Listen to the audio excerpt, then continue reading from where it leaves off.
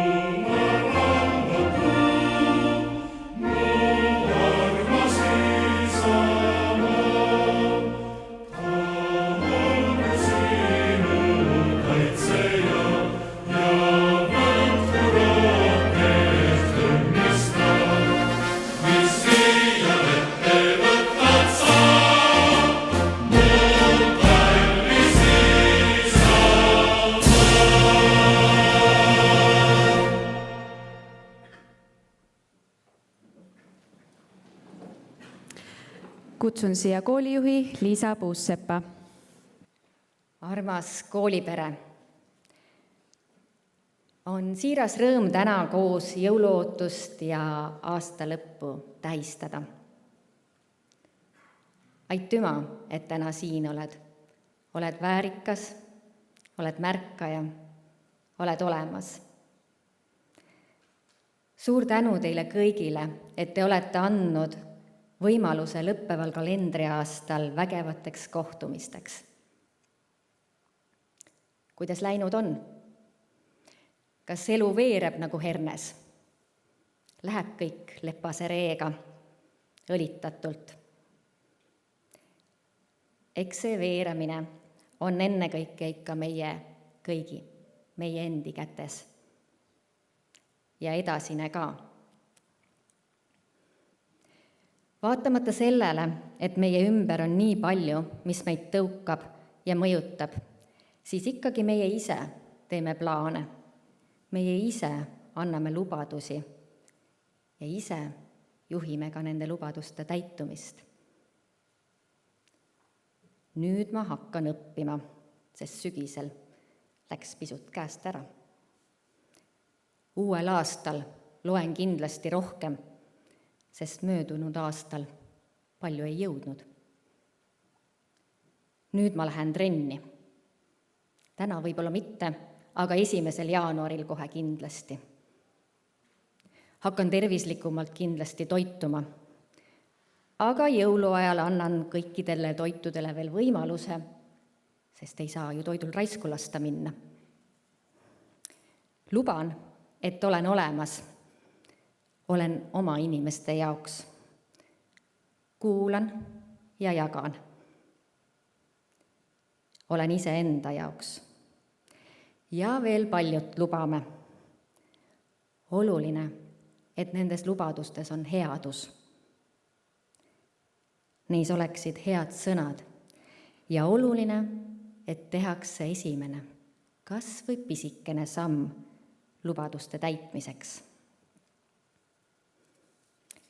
Pea nädal tagasi ilmus taaskordne õigekeelsussõnaraamat, mille kaante vahel on ligikaudu 60 000 märksõna, näidetena veel 30 000 liitsõna ja tuletist.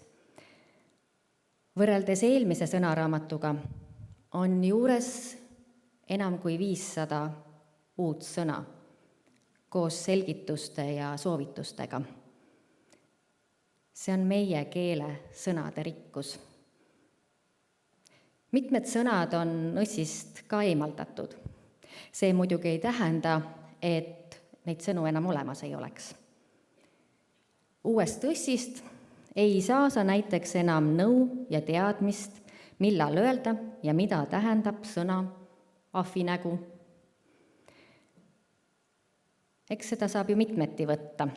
Varasemalt on seda kirjeldatud kui solvangut, inetu nägu nagu ahvil. Aga keda ja miks on üldse vaja solvata? Miks on üleüldse vaja halvasti öelda? Liiatigi, ahvid võivad väga armsad olla. Ja see ei tähenda, et ei võiks olla konstruktiivselt kriitiline. Ei leia ka enam seletust nurisemise sünonüümile nurama. Mõnusam ja tulemuslikum on mitte nurada, vaid tegutseda ja lahendusi pakkuda. Ilmselgelt käib keel ajaga kaasas. Tehisaru kasutuselevõtt on toonud käibele ja raamatusse sõnad viip sünonüümiga prompt. Isegi kui sa võtad oma tegutsemises ja toimetamises appi tehisaru, aga kui oled viiba andmisel hooletu ja sisu osas saamatu, siis sellest sünnib tehisplära ehk tööplönn. Maru head uued sõnad, kirjeldamaks tehisintellekti abil tehtud tööd, mis viimistletud väljanägemisest hoolimata ei täida oma tegelikku ülesannet ja jätavad selle esitlejast ka üsna saamatu mulje. Viiba koostamine on ka oskus, sellesse sisu andmine ikka meie oma keelerikkuse ja puhtusega. Uue õssi puhul on rõõm see, et väga palju on kuulatud noori. Sõnad mumpst ja põmpst on nüüd täiesti seaduslikud. Eks paljudel, kel kooliaeg läbi, lihtsalt tuleb harjuda. Palju häid sõnu. Sõnad ja sõnade rikkus ja nende kasutamise oskus on hea hariduse üheks aluseks. Kui mitmekesiselt me oskame seda kõike kokku lõimida. Ja lõimimise võimalusi on teile antud mõnuga. Võib-olla harjumuspäratult, aga see on siinse maja eripära. Noored, teile anti võimalus ehitada toimiv küla, tagada selle küla energiaga varustatus. Teile anti võimalus luua ülevaade ühest lõigukesest Euroopa ajaloos. Paras väljakutse. Te saite sellega hakkama. Väljakutse oli see ka teie juhendajatele. Panna ühiselt toimima ja ühe eesmärgi nimel tegutsema enam kui 160 noort. Ja lisaks omavahel õpetajatena olla koostöös. Ja seda lõimimist ei teinud mitte ainult need õpetajad ja juhendajad, kes teiega praktikumides kohtusid või kodutöid tagasisidestasid. See meeskond oli oluliselt laiem ja teemad leidsid kajastamist oluliselt mitmekesisemalt. Ja seetõttu ei hakka ma siin loetlema ühegi õpetaja nime või kuidagi esile tõstma, sest kaasas olid moel või teisel peaaegu kõik õpetajad, peaaegu kõik koolitöötajad. Aga siiski, eriliselt ma pean ikkagi välja tooma 2 õpetajat. Anneli ja Raimo, teie ideed ja teie suunamisel asjad juhtusid. Nii. Siin korvides on teile, Anneli ja Raimo, ja teie suurele meeskonnale jagamiseks kõikidele kaasatulijatele ja panustajatele pisut lisaenergiat, et järgmisi epohhe luua. Suur aplaus Annelile ja Raimole.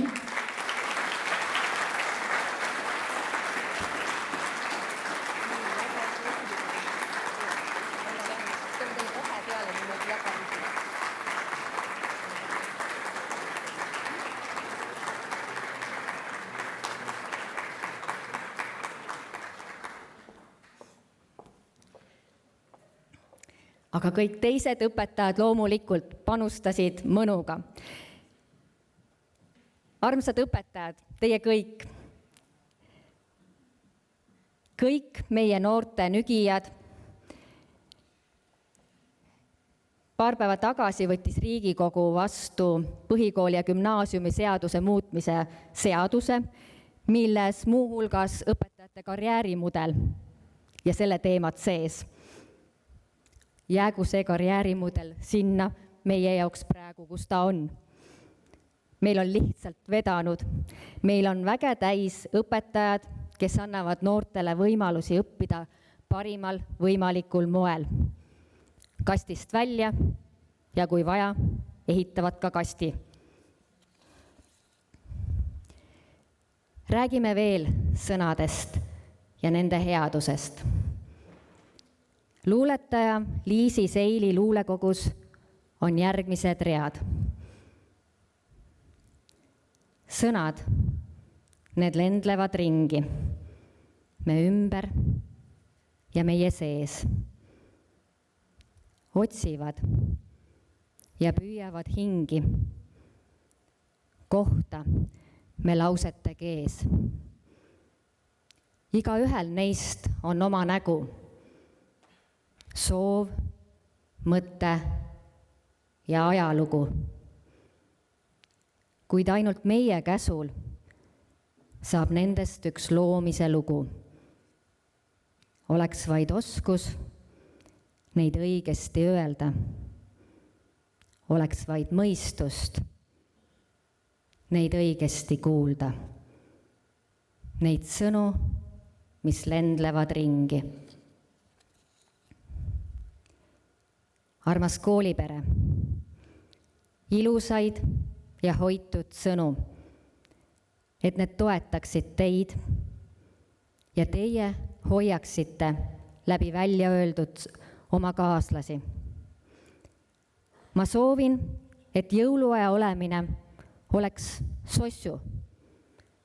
See tähendab mõnusalt soe ja saaksite parajalt mõnnata. See on uus sünonüüm mõnulemisele. Ilusat jõuluaega. Aitäh!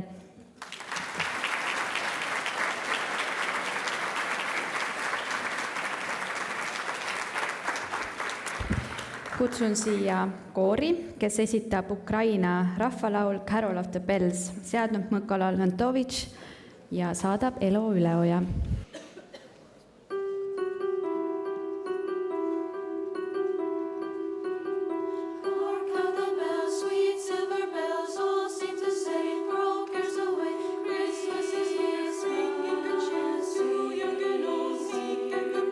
Ding dong, ding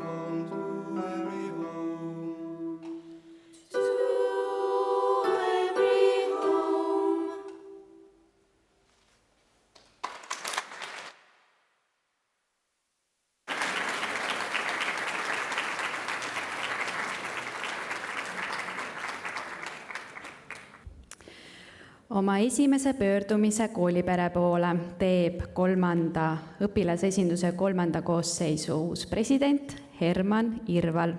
Palun.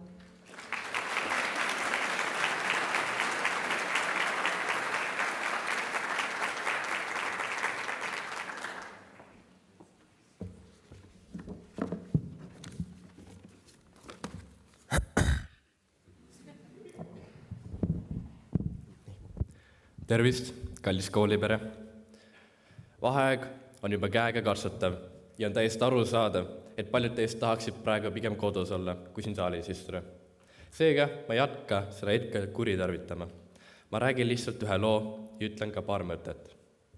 Nagu nii mõnigi teist teab, veetsin me eelmise õppeaasta Laia mere taga, kus tavalise kooli asemel oli pigem elukool. Eestisse tagasi tulles rääkis oma sõbraga natukene elust.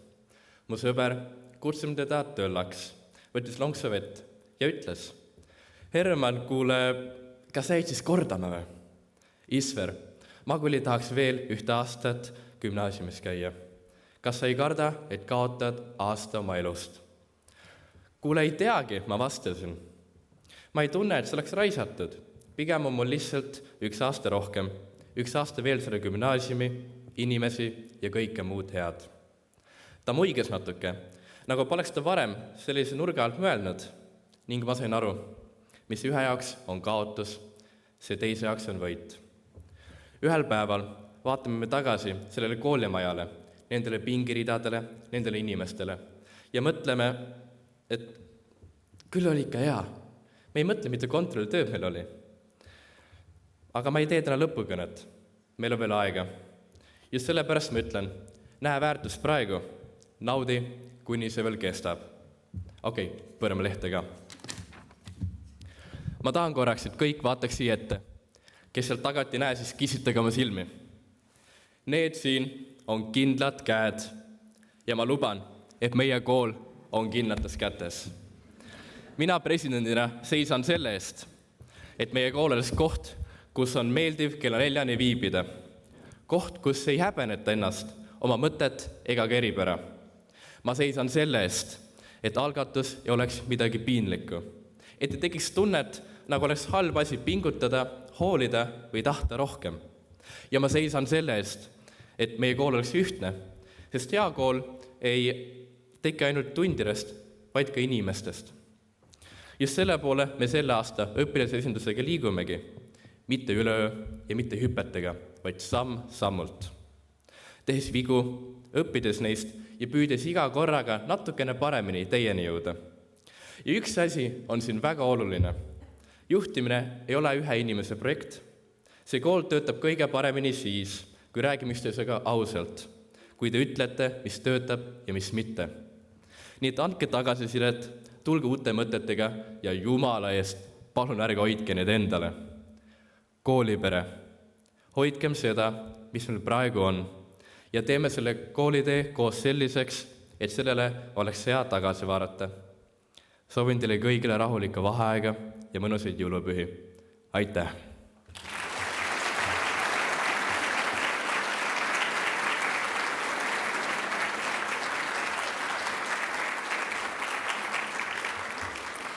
Kutsun siia meie liikumisõpetajad Raili ja Andres, kes tahavad ka natuke sõna võtta.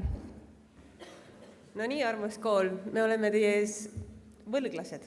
Nimelt 5. septembril toimus midagi. Ja täna on see hetk, kus me autasustame, tunnustame parimaid.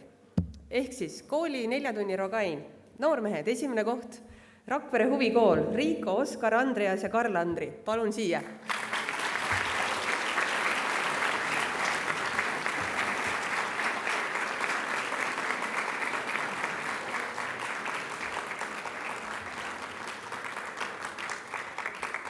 Nemad olid need, kes võtsid ka üldvõidu ja meie planeeritud 3,5 tunni asemel läbisid raja 2 tunni ja 13 minutiga.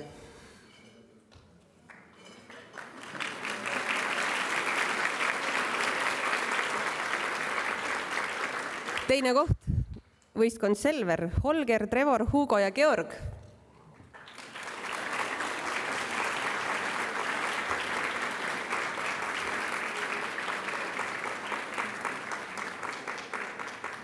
ja 49 sekundit kaotasid teisele kohale noormehed Mattias, Georg, Romet ja Robin võistkonnast Kaikad.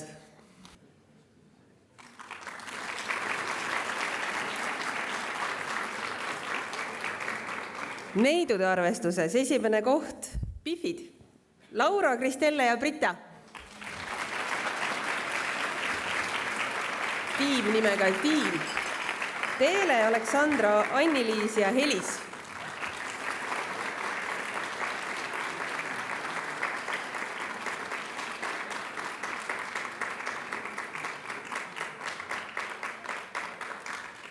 Ja neidude arvestuses kolmas koht võistkond Keps ja Birgit, Eleri, Sädele ja Keitlin.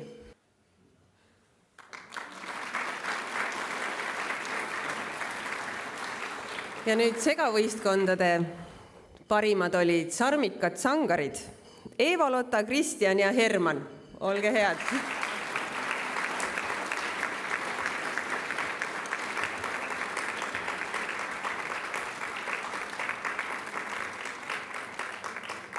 Teine koht, kundakad, Grete, Andero ja Keron.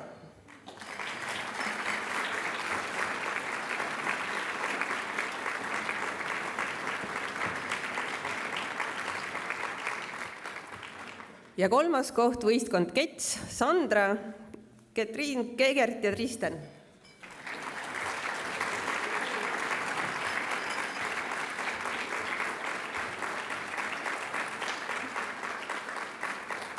Ja ei saa me mööda minna ka sellest, et kui siin nimetatud või kogu kool on 5. septembril teinud tegusid Rakvere linna peal, siis tegelikult on meil koolis ka üks tõsist aplausi väärt sportlane Egle Salu.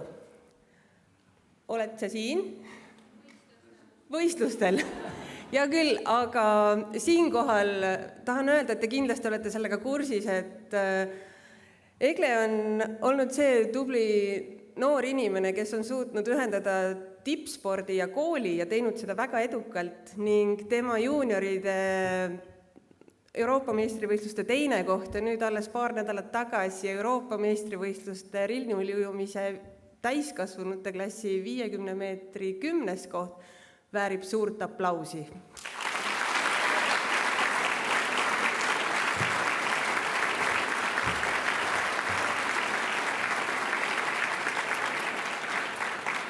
Ja ma teen nüüd üleskutse, kuna Egle on ka aasta sportlaste noorte neidude nominent, siis olge head, 2 päeva ja 13 tundi on aega, et tema poolt hääletada aastasportlane.eok.ee lehel. Anname talle oma hääle, ta väärib seda. Aitäh teile! Ja nüüd kutsun siia õpetaja Tuuli Leniku, kes samuti soovib tunnustada.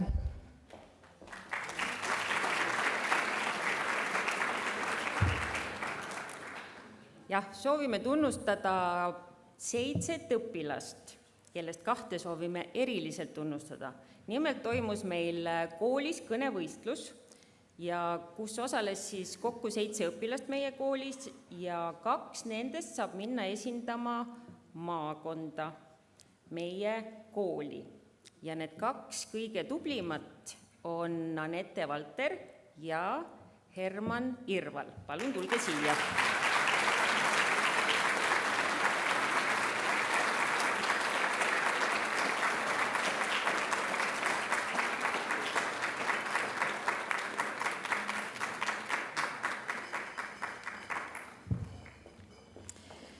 Ja kutsun siia uuesti segakoori, kes esitab loo Talveöö, Agu Tammeorg ja Ott Arder.